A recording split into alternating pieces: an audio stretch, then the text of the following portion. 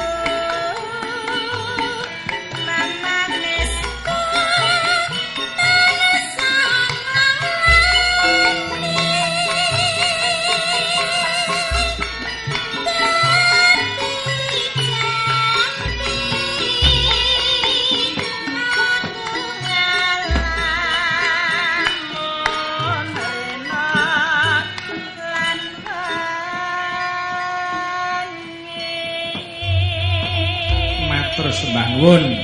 Nggih. Kula ugi ngaturaken penuwun dhateng adik kula, dalang cilik. Sapa Dik Febrian? Sing kepareng lenggah ana nggon Kenong. Oh iya, dalang cilik iya. Sesuk bakal ngadani festival dalang se-Jawa Timur. Mugi-mugi dadosa dalang ning kondang arum asmane. Amin. Sesuk nglakokke laire Gatotkaca. Ya. Seneng aku. Ya ana sak adiku sing isih seneng karo wayang. Lah iya. Mula ya aku kok pesimis ki ora ning optimis, Pak.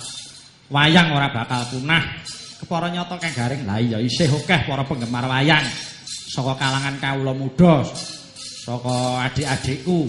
Iya, Saiki Malik Slendro kula nyuwun tulung dhateng Ibu Darsini keparenga nyekaraken Sekar Pocong ingkang cakepanipun ngelmu iku kelakone kanthi laku ngono kae. Iya.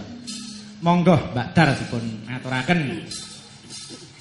Pitik balik ngono kae. Ora. Kudu. Monggo dipun aturaken Mbak Dar.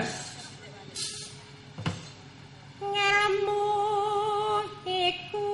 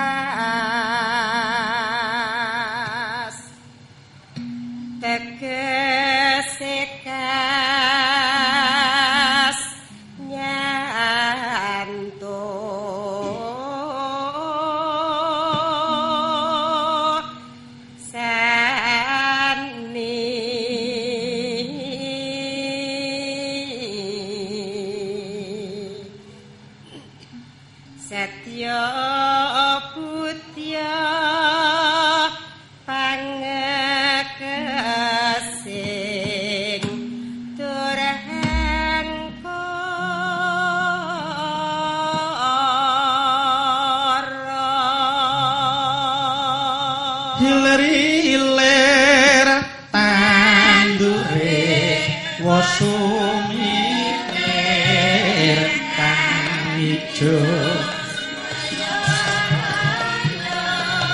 Oh.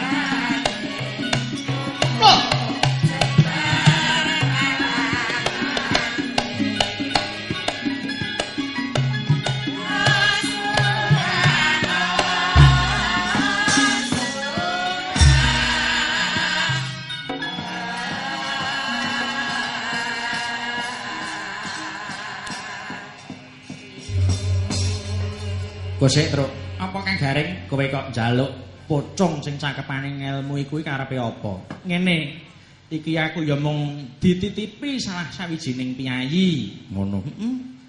Ing bab pangerten nggon Sekar Pocong iki mau surasane piye? Ngene Kang Garing. Ngelmu kuwi manut konsep pemikiran kejawen mujudake ajaran sing iso ditampa nalar utawa rasional, nanging uga bisa irasional. Mergo ngelmu mengandung ajaran rahasia esoteris sing kudu tinebus kanthi laku. Ngono. Laku kuwi tegese olah kebatinan sarana meper hardaning nafsu. Iya.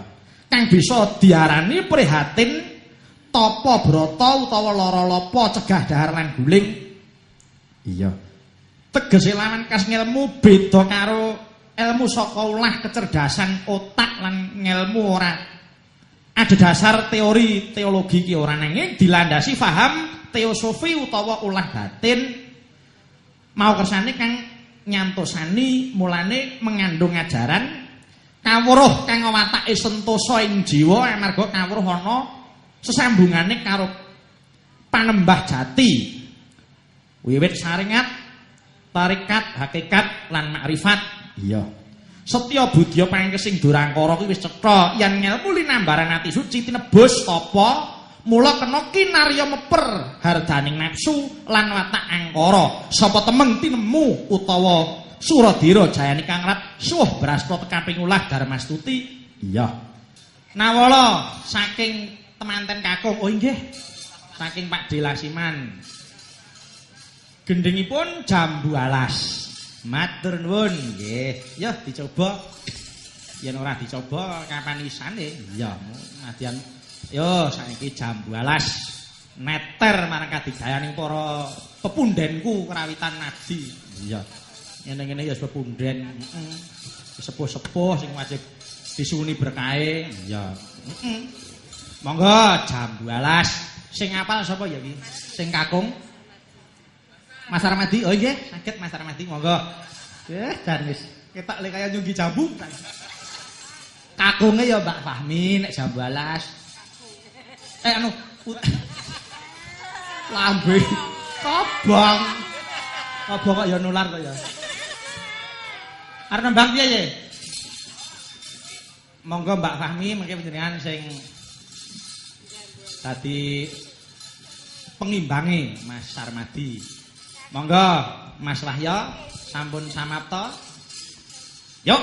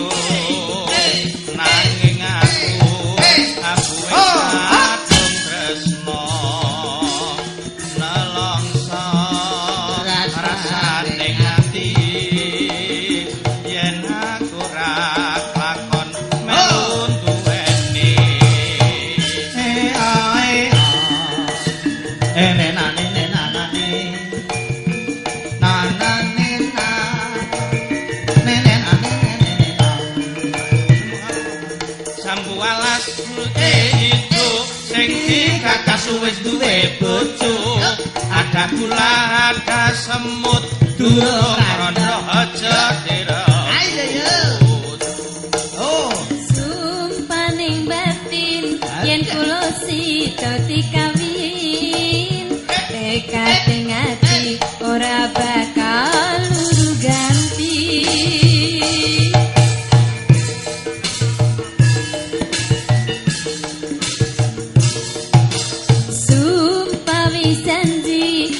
sehidup semati bungalan sedih bareng-bareng dilakoni aku asdo manis rasane nadyan tilas tanteni randane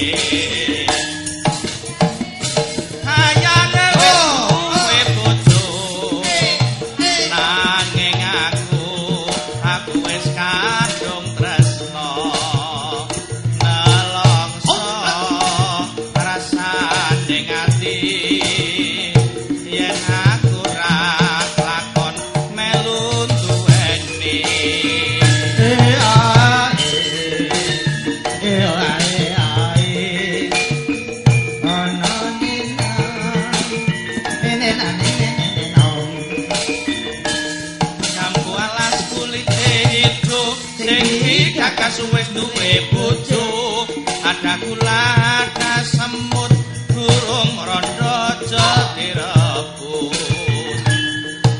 sumpaning batin yen kula sida dikawin tekating ati ora bakal luru ganti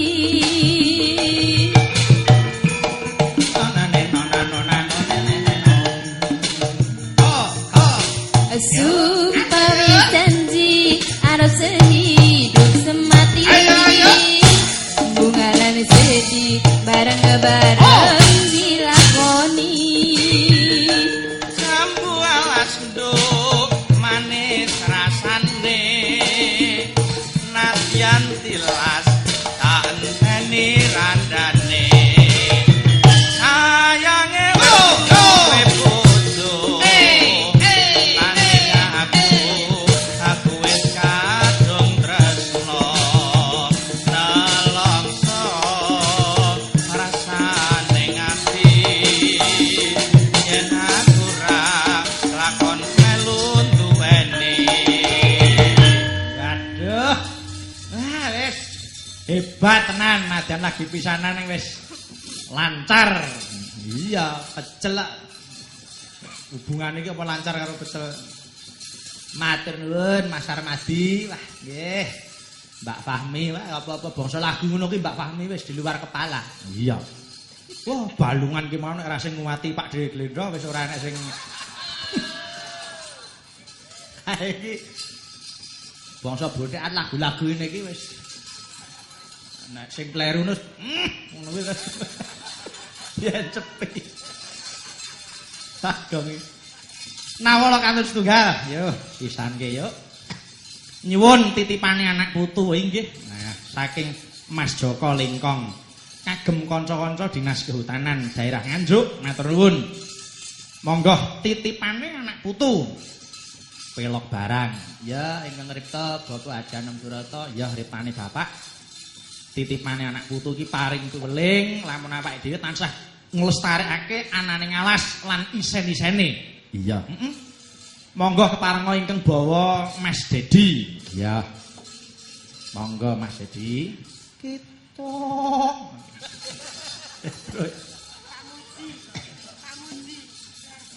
Terus tangan iki ngene iki. Oh, ampun. Petruk iki. Surane nang barang kok ditirokke. Monggo, yuk. Kita hamung. Oh, mangke yen Mas Dedi niki wae enten titipan nyuwun jambu alas wonten wajibipun Rp2.000 kagem Mas Ramadi kali Mbak Fahmi nggih. Monggo Mbak, didum nggih. Monggo, ditami Mbak. Lumayan lho. Wow, sak yuta nek ra ning kuwi ya ora genep kok. Nggih. Nggo malikke blakon nggih.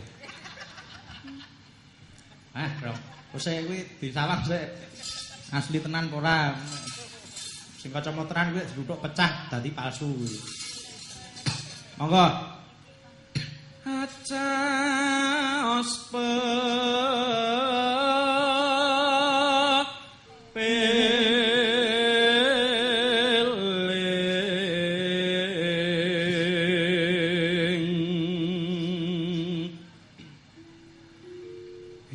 kalimput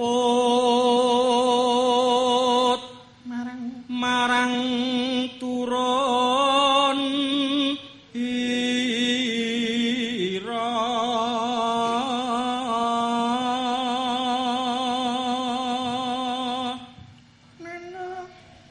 kang nyambung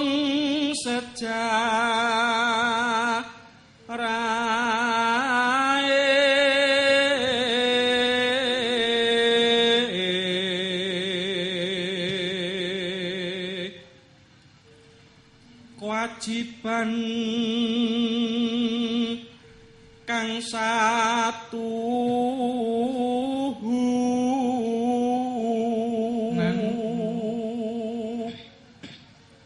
ngupakara murih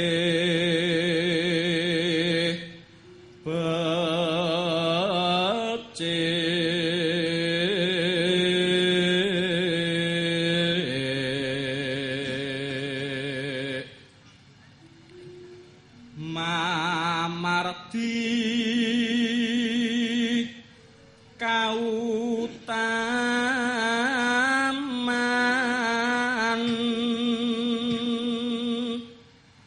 mamreh bisa tulus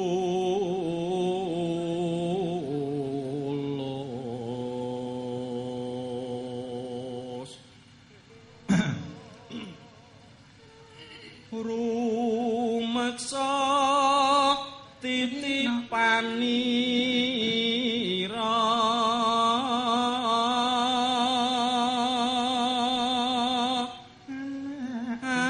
anak putu pinudi mureh lestari Yo. payu padha nindakno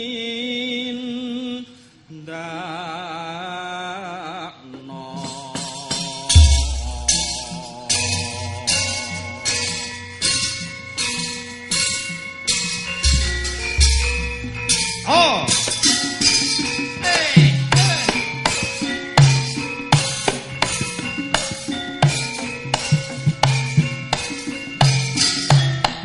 Lo.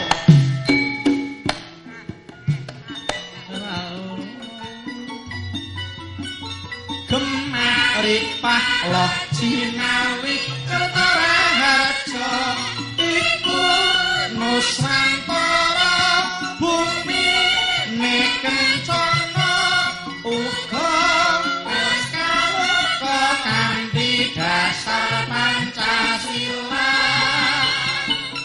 alase isane iku kabeh dadi titipane anak putu ayo dikaya sangate aja dilaleke yo padha mestareke supaya bisa nganti tumurun anak putu. Oh.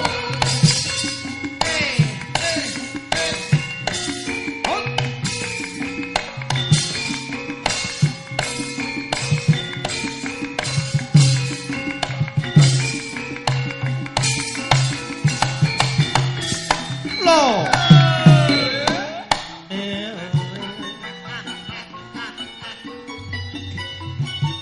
Gemari pahloh cinawi kertaraharja iku nusantara bumi kencana uga wis kaluka kanthi dasar Pancasila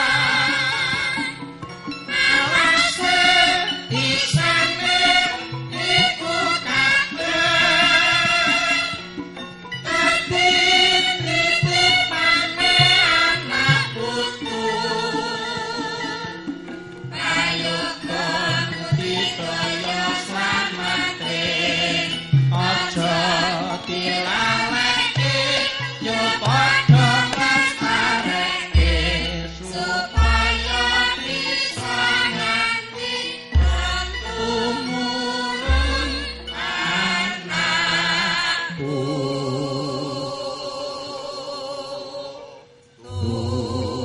matur sembah nuwun. Iya. Ing kene mengko pengajap wong jaman nalika bapak yasa lagu iki ya diilhami gemah ripaing bangsa kita kang garing. Ngono. Umpama saiki ditanduri meneh ngono ya tak kira bakal pulih kaya wingi uni. Iya. Wah. Ya aku karo kowe ngempek eyom ya karo bapak ya kang garing. Karo panjenenganing swargi Mbah Narta yasa lagu hebat kabeh. Iya. Kuwi sing dadi pangerten tumrap awake dhewe kudu eling, Gong. Urung mesti nek anak ratu ki dadi ratu urung mesti. Iya. Mula kepiye to bisane dadi ratu ya nonton nyuwun warah karo isi sepuh. Ya ta? Iya nyuwun pitutur. Mula awake dhewe ora ana alane ngempil kamuktening bapak, ngempil kamuktening Mbah Narto. Iya. Mula kang saka kuwi gandeng wektu wis mepet mulai enggal ayuh enggal oh lagi nek susulan. Nggih, wektune wis mepet enten sing usul nggih Mas Petruk nyuwun gending. Apa iki? Ngimpi. Sekalian ndamel bawa. Oh nggih, ngimpi. Kula nyuwun Mas Joko Hermawan. Nah, ngamburoing. Nah iya. Ngawang terus ditalarke. Monggo Mas Joko, monggo. Wonten wajibipun Rp50.000. Matur sembah nuwun. Ora diidun nggih. Momo diidum ya ora cukup ya wis.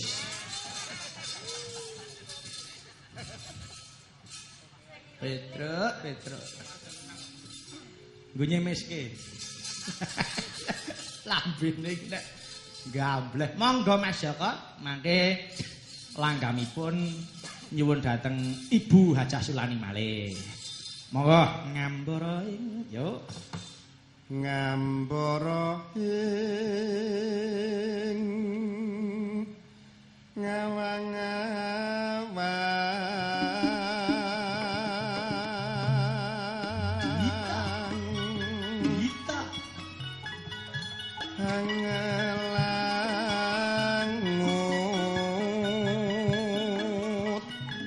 bebasan tanpa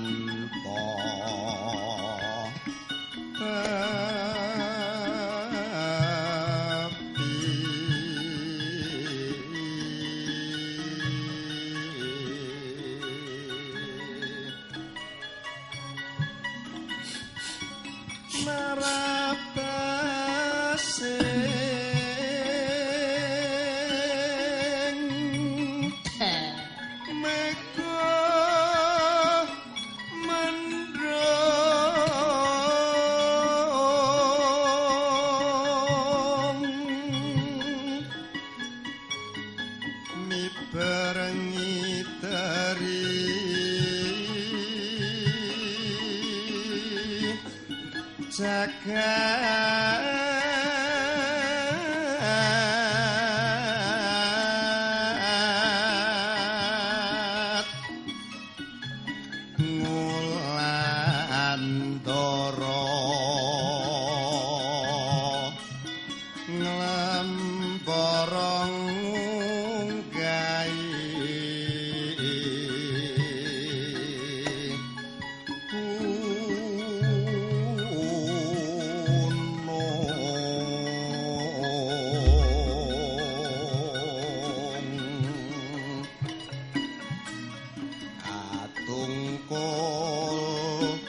nglembara gagasan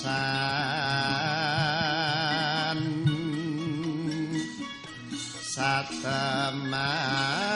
digawa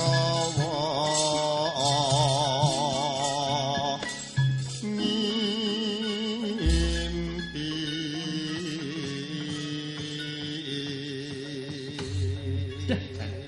Endang ketak tung wis kawan ya. Monggo Bulani.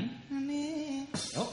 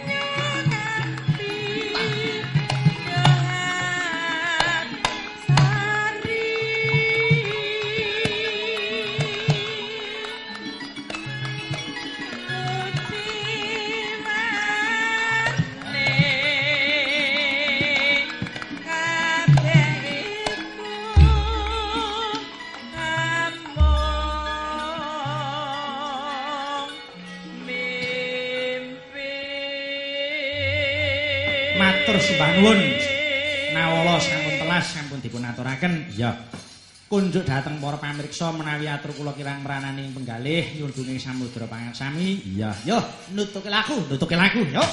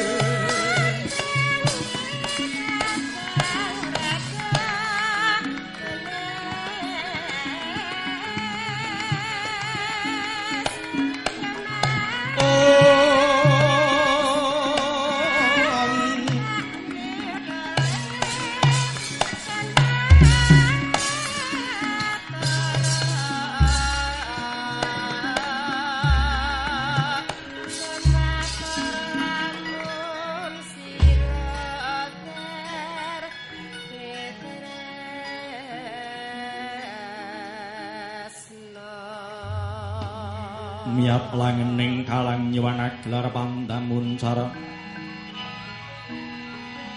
Dinon lir kekunang surem sorotetan badang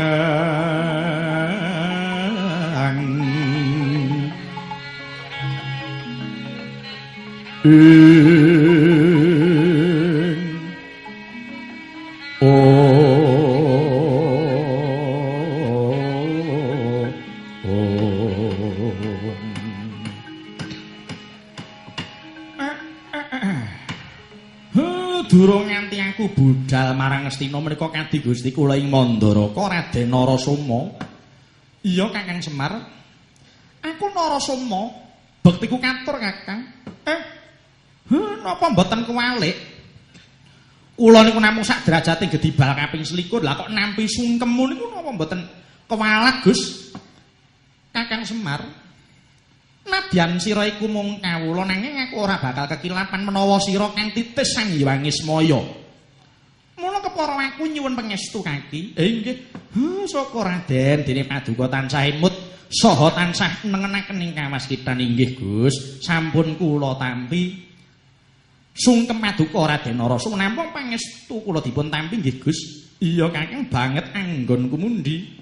Sungkem kula Ndara. Iya nala garing wis tak tampa pangestuku tampanono. Nggih kapundi. Sungkem kula Gus. Iya Petruk. Wis tak tampa pangestuku tampanono. Inggih kapundi. Upama aku mengestoni Raden Narasoma iki dosa ora ya? Dosa. Wis jare aku ki titis temburu. Dewantukan kok gagul-agul. Sungkem kula Den. Iya ya Bagong wis tak tampa. Pangestuku tumrap marang sira Bagong. Nggih kapundi. Mangke rumiyin. Wonten wigatos ingkang pundi dene paduka Ndara ngantos dumugi ing madyaning wana menika Gus? Iya Kakang. Wuruhanana lamun aku katundhung Kanjeng Rama Prabu Mandrapati Kakang. Lah enten napa Gus kok ngantos katundhung kalian Kang Rama? Iya. Awit rikala semana dene Kanjeng Rama aku kadawan Palakrama. Sabab dene Kanjeng Rama aku wis dianggep wancine ngembat watang ana sak nduring turangga. Nanging rasaku durung gelem Kakang. Awit aku sing ngrumangsani durung duwe piyandel ngelmu kaprajan lan kadigdayan Kakang. Mula aku wis prasetya ora bakal palakrama lamun durung kasembadan gegayuhanku mau Kakang. Gandeng aku dianggep nukarta marang gawe Kanjeng Rama mula banjur katundhung saka Mandaraka. Mangkurun Den. Kon rabi kok ora gelem piye? Nek aku ngono mesti gelem. Padahal kowe. Ngeten Den, kula tak matur nggih. Namung menawi kula lepat diagung pangaksama nggih Den. Iya. Matur Kakang aku kudu kepiye? Nggih. Menungsa niku siji pesti loro jodho telu wahyu papat pangkat 5 donya mboten ngawruhi sedaya sumendhe wonten kersaning Gusti kang nyipta jagat. Bebasan ujare wong pinter sawijining kang dumadi kuwi awit saka kersaning Gusti. Dados dukane Kang Rama niku ampun ditampa wantah sabab wong tuwa niku nesuwa dikaya ngapa bebasan tega larane ora tega patine. Kejaba nek wong niku ora waras. Upama cetha ngaten Kang Rama niku dawuh Narasoma kowe kuwi pinter. Lah wong pinter niku kudu meguru. Lah guru niku kaperang wonten 3, 1 guru ilmu. Niku meguru ten bangsane padha-padha menungso. 2 guru dadi. Jagat niki kebak piwulang sastra kang tan tinulis sabda kang tan winedhar. Lah carane meguru kudu mawi mursiting ati. Dening kang pungkasan sinebut guru sejati. Guru sing manggon wonten telenging ati kang suci. Lah carane meguru kudu anut gregeting ati kang gumolong, anut nurut gregeting parentahing ati kang suci. Upama nek gregeting ati sampeyan ngetan mesti bakal ketemu enten etan, nek gregeting ati sampeyan iku mengke ngilen bakal ketemu wonten kilen Raden. Ing karasang wisating hawan mulat sri langening marga. Mulat sri langening marga. Kyai kaya mlaku ing wanci panglong kepapak kobar 1000 padang rasane ngatiku. Kyai lan Ponokawan derekno sak laku jantraku. Sawetara kowe melu wong aku dhisik, nanging lamun wis ketemu padange ngatiku kowe kena enggal Suwanana Praja Ngastina. Nggih. Kula mboten badhe kaoratan menawi ngaten kersa maduka Ndara Narasoma. Inggih, kula nggih derek. Nggih, kula derek. Ning nggih niku kula budal wau mung persiapan nggo sewengi. Lah ning derek panjenengan ya mesti ya ning itunge padune moyo arep madang ae. Lah sangune cumpen wong pamite sedina kok. Ngono kuwi tanggungane sing ngejakno. Oh, wong edan, wong edan. Mula ora nek sing gelem ngejak kowe, lha apa-apa mbok tanggungke. Ya ora apa-apa wong ya kere tenan arep piye. Nggih, menawi ngaten monggo Gus kula dherekaken. Yo, Kakang, tutna sak laku jantraku.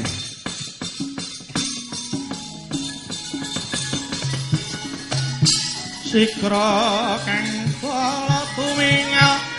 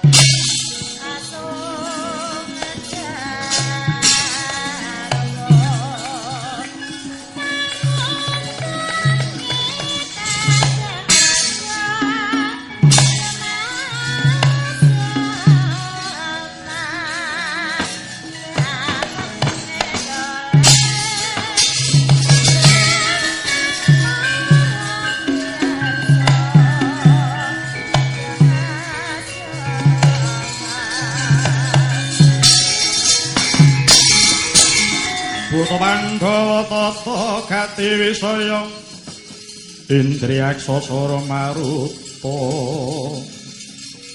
pawana bana maragana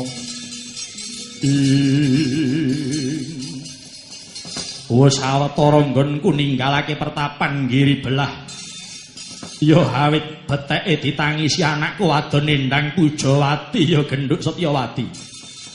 Dheweke gandrung kelawan raja putra ing Mandaraka ingkang aran Raden Narasoma. Ya, muga Gusti nuntun kang dadi lakuku nggonku golek Raden Narasoma. Lir sapata ingsun temiling angulati. Puspita medemendah kang warni. Wah, adalah. Durung nganti aku mingket saka papan kene tak sawang. Kaya ana satriya bagus lumaku kang didherekake abdine ya coba tak cegate satriya iki.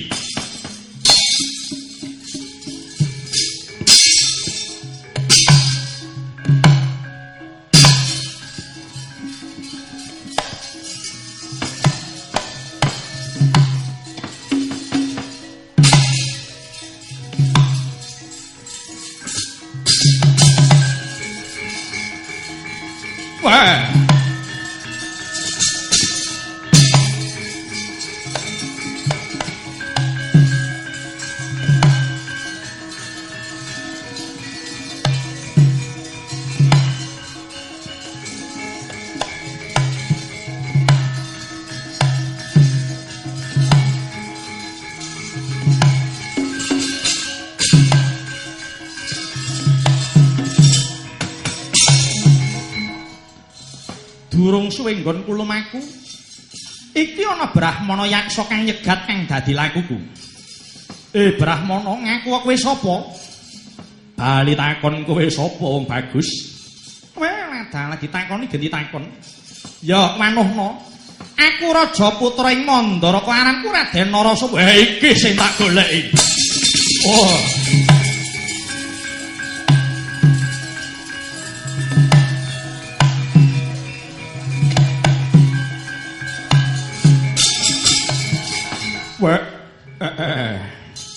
Ketemu karo sing tak goleki. Raden Narasoma, ayo sira gelem tak pek mantu. Awit anakku kepengin suwita paduka Raden. Loh. Mengko dhisik penemban. Kok kowe kandha ketemu sing tak goleki iku kepriye nalarmu? Aku iki duwe anak kang aran Endang Setyawati ya Endang Pujawati. Dheweke jroning turu nyupena ketemu kelawan sira Raden lan tok wengku dadi garwamu. Mula dheweke duwe pamutah kepengin tok pundhut garwa. Ora peneman. Aku durung kepengin duwe bojo. Aku isih kepengin momong awakku dhewe. Nggih, Den. Wah, ampun purun. Oh, bapakne kaya barongan sengorone anake ayu. Anake saurarane ya buta wedok mesti. Oh, sik, Gong. Kowe aja sok ngenyek, urung ngerti nyatane. Alah, genah kuwi ayo totoan apa piye? Genah buta wedok kuwi anake bapakne ngongoh kaya ngono kok. Mangkeriyen penemban. Awit wau teka kula dereng sumerep asma paduka menika sinten saha paduka menika saking pundi? Inggih Kyai. Kula menika ngwingking saking pertapan Giri Belah ingkang sudi hamastani. Kula Begawan Bagaspati. Begawan Bagaspati putra sawarga Prabu Mandrakeswara. Inggih. Paduka menika sinten? Kula Semar. Oh, Kiai Semar. Inggih. Niki anak kula Gareng kalih Petruk kalih Bagong. Oh, inggih Kiai. Lho. Iki sapa Kakang Semar? Lah, menika Kengwa piyambak, Gus. Mengko dhisik kepriye lara-larae dening aku ngaturi wa kelawan Begawan Bagaspati. Nggih. Ngaten nggih, Gus. Kula enget putraning Prabu Mandrakeswara menika wonten 3 siji ingkang nami Gunda Kusuma. Lajeng kaping kalih Gunda Wijaya, 3 bapakmu Mandrapati. Gunda Kusuma lan Gunda Wijaya niku nom-nomane nggih bagus kaya bapakmu nika. Ning nalika semanten saking nakalipun nampi sating gurunipun Sang Begawan Sekutreng sami dados buta. Gunda Kusuma dipun dawuhi tapa dadi ratu wonten Kumbina jenenge Prabu Bagaskara. Nalika semanten seda dening Prabu Abiyasa duk lampan lairipun Gandamana. Wondene Raden Gundawijaya didhawuhi tapa kalih gurune dadi ratu wonten Giri Belah jejuluk Prabu Bagaspati. Namung sakmenika sampun mendhita. Ha nggih niki piyayine Gus. Dadi nek sampeyan niku ngrabeni Dewi Pujawati, niku rabi entuk Mbak Yumu nak dulur. Padha wayah Prabu Mandrakeswara ing Mandaraka. Dalah, ora. Aku tetep ora gelem. Kakang Semar, apa meneh sing arep tak rabi kuwi sedulurku dhewe. Ha kathik jagat iki kaya kurang manudya. Oh, lah inggih sampun. Sedaya menika gumantung paduka Raden Narasoma. Narasoma. Karana Pujawati wis kebacut sumpah lamun ora sembada ngladeni kowe aluwung dheweke bakal ngentengke patine. Abot-abote aku ditangisi anak. Mula kowe gelem ora gelem kudu tak boyong marang Pertapan Giri Belah. Lamun isih cetha pangucape Narasoma, kowe ora bisa bakal nurudha peksa kelawan aku. Ora bisa mboyong kowe isin aku murupi soroting srengenge.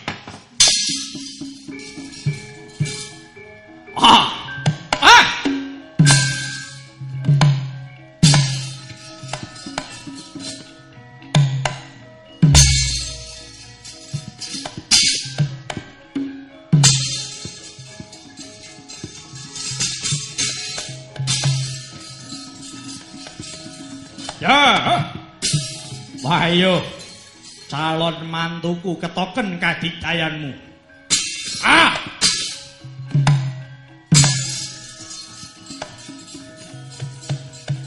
Ayo.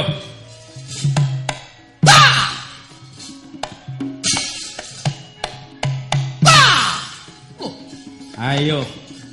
Nyoh, maleso. Maleso. Moh, kowe calon mantuku.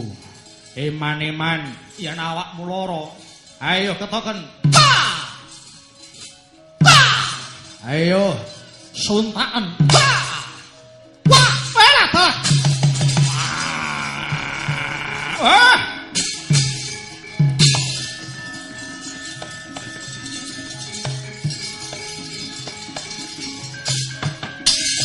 Ya jagat Dewa Bathara. Tak cempalani ora digawe rasa. Iya. Iki jemparing Tadana.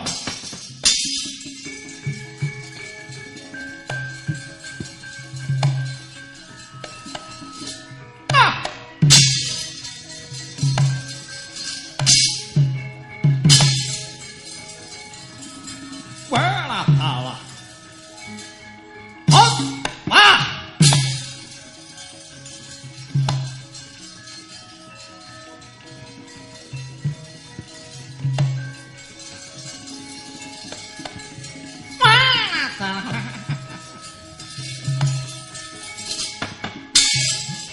Andek kula ora sepiruwa kekuatan weh Bagaspati. Sengara kowe bisa ngruga peksa lawan Narasoma. Walah wong bagus dasare sekti. Sapa sing ora ngerti marang kondanging Narasoma? Putra Mandaraka. Ayo, ndih tunggak kecandhak iki. Oh!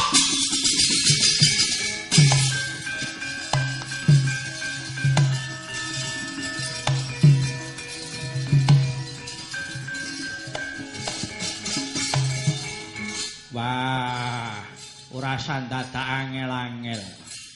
Wong pengalaman nih. Ya wis kelakon tak candak tak gawa bali. Iki anakku.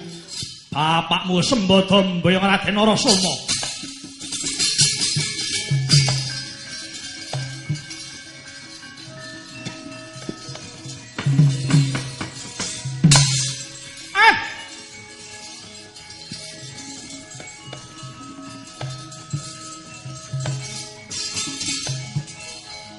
Piye mo? Petruk. Ndaramu Narasoma kelakon digawa Begawan Bagaspati. Lah kersamu tututi. Ayo diplayoni. Kosek, mlayu ya mlayu. Nyawang sikile iki lho. Sikil yo ngene kok kon mlayu. Gendong. Mlaku dhewe. Wah. Wawaton wae. Ayo ditututi selangkadoan. Yo.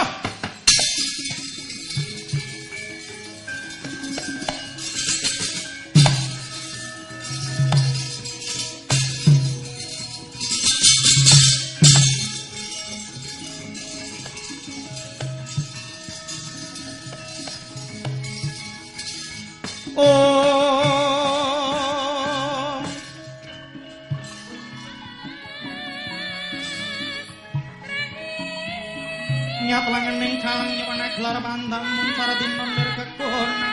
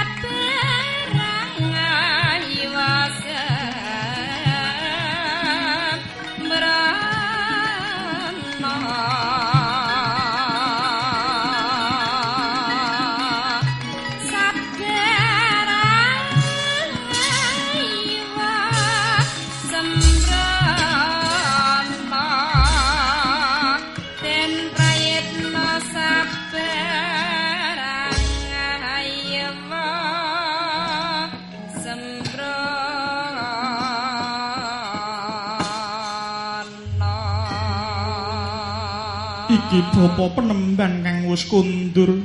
Iya Nini. Pun bapa kang wis bali. Bapa tak sawang kundurmu kanthi hanggendong marang saweneing priya. Kuwi sapa bapa? Nini.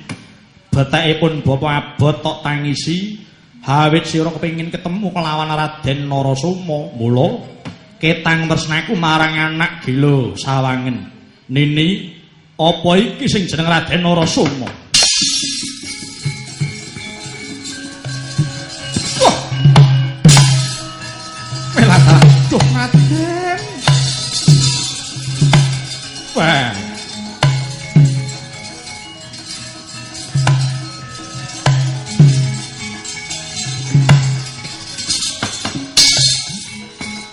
Duh Raden, tetelo paduka ganti laning manah. Siang pantaraning ratripan kendhat panyuwun kula dhateng Gusti mugi kula saged pinanggih paduka Raden. Mengko dhisik wong ayu. Sira iku sapa? Kula pun nendang Pujawati inggih pun Setyawati. Ya iki sing tak kandhake mau. Iki sing tak aturke iki anakku wadon sesilih Endang Pujawati kang kepingin swita marang sira Raden Narasoma. Weh, dalah. Jebul ora kena dikilani. Wong kok ayune kaya ngene. Kandhane kok ngeyel.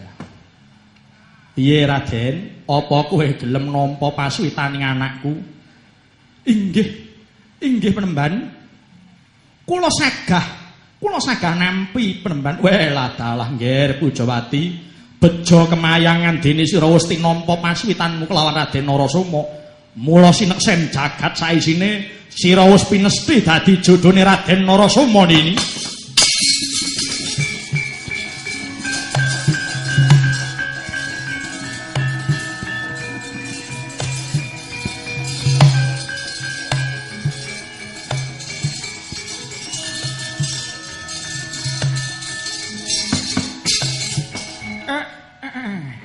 Inggih penemban. Kula nderek nekseni dhateng dhawuhipun Kang Putra Endang Pujawati dalah Raden Narasoma. Inggih Kyai, matur nuwun. Piye Raden, ora kuciwa to anakku? Inggih, mboten penemban. Syukur. Ewadene bapak ning kaya barongan. Ora anake ora kaya buta wedok to. Inggih. Ben tak terima-terimake. Upamana sing ngarani anakku ki kaya buta. Mula truk nek ngomong diatur le. Ngomong angger mengo. Petruk ki kena anak ngono kok jare mesti buta wedok mesti. Wis ta. Wis. Le ngomong mau sapa? Sing ngomong mau sapa? Malah ngejak totoan barengmu sapa? Ayo. Kok aku sing tok ngarani. Ayo sing muni sapa? Ora ngerti. Lho. Kowe ora ngerti. Takono Pakde. Oh, ngedan iki. Wong kaya ngono kok nakoke Pakde. Wong senengane kok Endra. Wong senengane ngilani ya ngono kuwi. Iya Raden.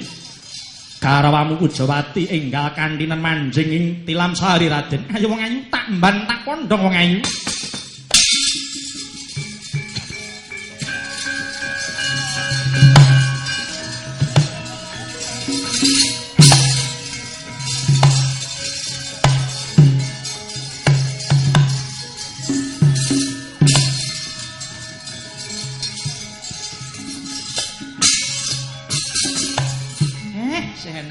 Siji.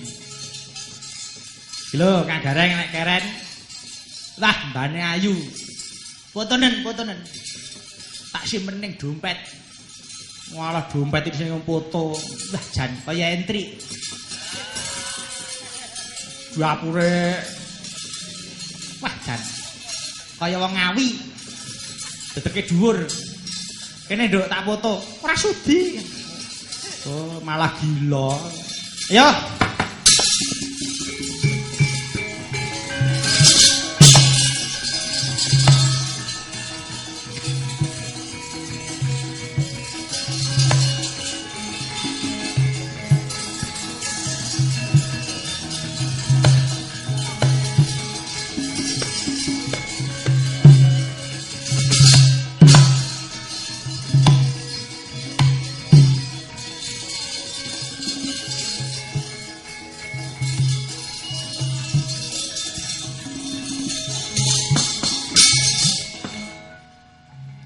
putraku nggir Narasoma. Kula wonten dawuh Rama Penemban. Piye rasamu dhaup kelawan Mbak Ayumu wis mantep tresna apa ora? Aduh Rama, sedaya kalepatan kula nyuwun pangapunten. Kula rumaos kecelik saha keweleh Rama. Keweleh piye? Mboten nyono bilih putra paduka Tetel Ayu ngungkuli mantasaning widodari. Kula prasetya mboten kepengin resnani wanudya sanes, ngemungna namung bojo kula pun Setyawati Rama. Wah, wong kuwi yen lagi kesengsem wingko katon kencana. Tur ora kurang pangalembana. Inggih menika saestu kok Rama. Mengko dhisik tak sawang polatan kok kaya wong gelo. Kuwi eneng apa Narasoma? Kaleme mawa limut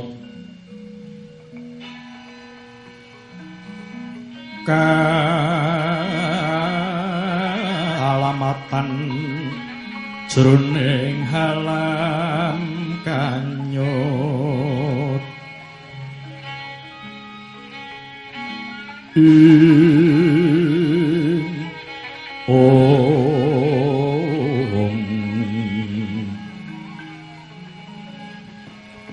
Aduh Rama, dosa menapa ingkang kula sandhang? Menawi sisahing manah kula ndadak kula tutupi jerama sampun nyumurupi. Ngaten Rama, sisahing manah kula menika mboten sabab kula mboten tresna kaliyan bojo kula menika babar pisan mboten. Namung wiwit kula tinundung Rama Prabu saking Mandaraka karana kula tinari krama kula nukarta dawuhipun Rama Prabu. Namung sabab kula imut bilih tan wurung benjang kula kedah ngayomi negari dados payung agung tumrap Mandaraka. Mongko nyatanipun kula menika tasih pengawak bumbung wong wang dereng gadah cepengan ngilmu bab kaprajan lan kadidayan. Lajeng ginanipun menapa menawi kula benjang dados ratu mongko tanpa kawik nyentan wurunga namung dados gegujenganing para kawula Penemban. Meh raina semu bang iwang ngaruna kadinetraning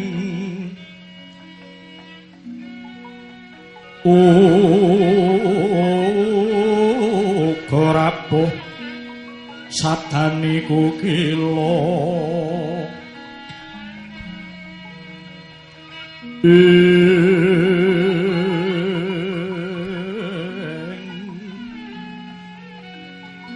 ringkani kara saketer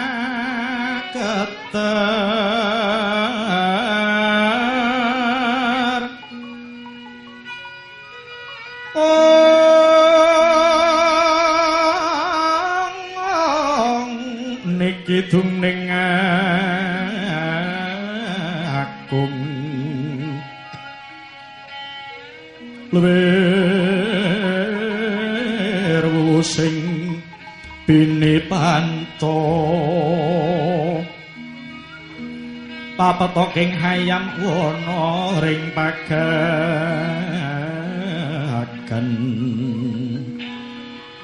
bremara ngrabasa kusumaring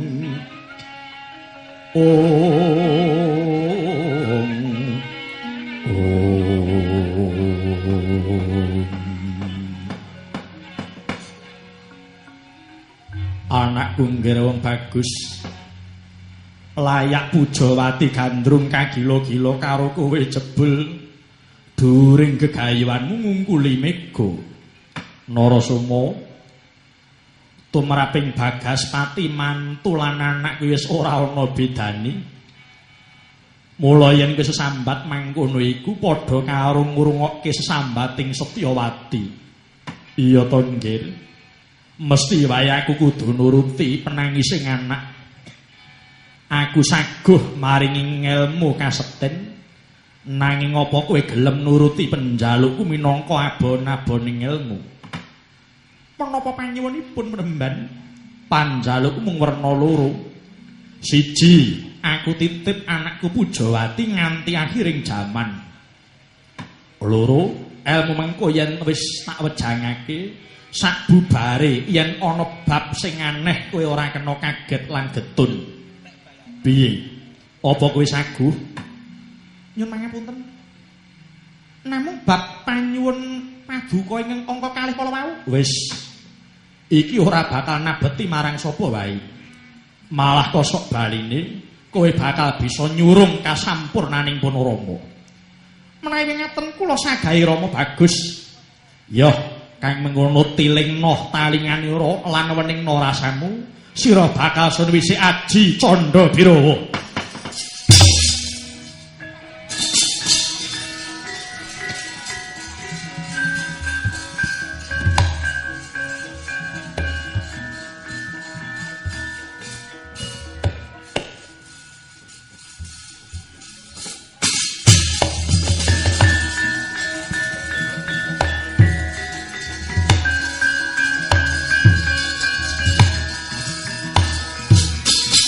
Lang-lang indriya mangu-mangu mangun kong kanduhan rimang piye nggir apa Aji Candha Birawa wis tok tampa inggih Rama samendang boten karempit Rama iya syukur bagis kedhi jumurung wondene dayane Aji Candha Birawa yen kawatek sejening kowe madal saliring gegaman saka ing hanggammu bakal metu buta bajang siji yen buta mau dipateni mungsuh bakal dadi 1000 mengkono sak piturute ya mung ana sirikane siji ora kena tindak maksiat loro ora kena goroh piye inggih sagah Rama ya mung wuruhanana Aji iki mau lagi separo manjing ana ragamu. Sing separo isih ana jroning cethakku iki. Mara gage aku tak mangap. Jroning caksuku iki bakal murup sak mrica binubut. Pandengen aja kongsi kedhep ya nggir.